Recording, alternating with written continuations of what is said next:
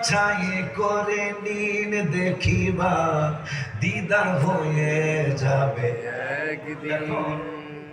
দিদার সায়া গজল কইতাছে কিন্তু লাইন তো আর এক জায়গায় আটকা। লাইন লাইন দিদার চাইতেছেন কিন্তু এক জায়গায় লাইন যায়। আপনি যত বড় মোবাইলই কিনেন, যদি কি জানি কোনটা জানি চালু করতে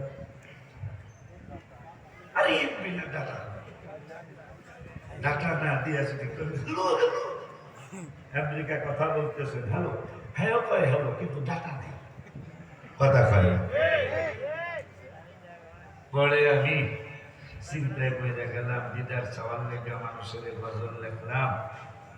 পরে আমি লাইন দেখ কোন জায়গায় আটকা, হঠাৎ করে মন গেল হামিদ চাঁদের কাছে।